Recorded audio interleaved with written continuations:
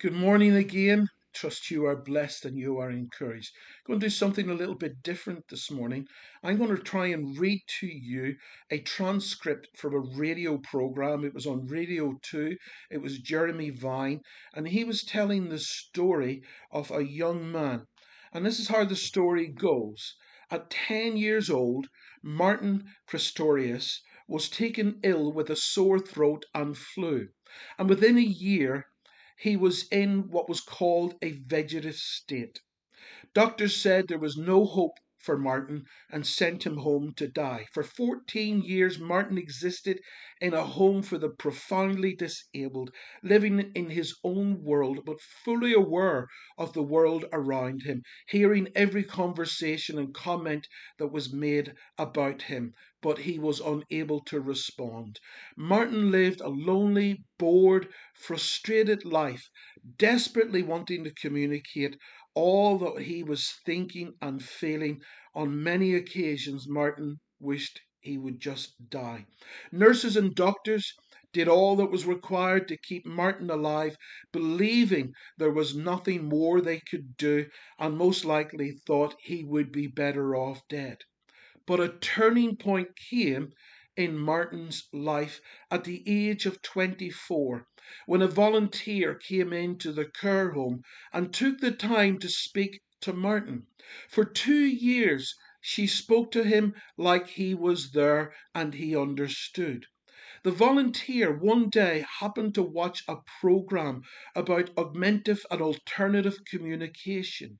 She got so excited, believing that this could help Martin. She spoke to doctors, she spoke to nurses, they were not interested. She spoke to Martin's parents, who for a year worked at helping Martin with augmentative and alternative communications.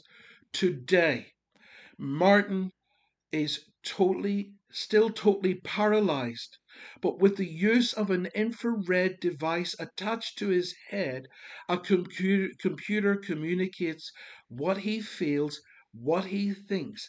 What's more, Martin now works as a web designer and tells the amazing story of how he fell in love over the internet and is getting married this year.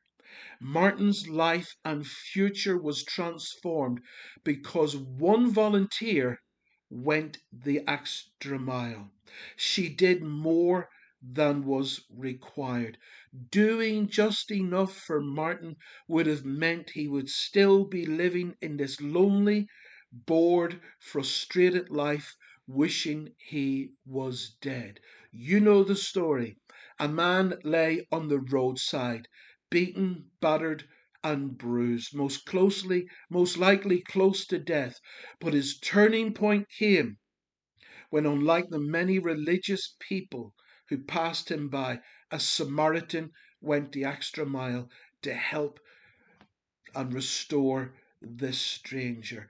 On the radio, a woman came on in tears, crying because a neighbour, unknown neighbour, cleared the snow from her pathway and said there are still good people in this world.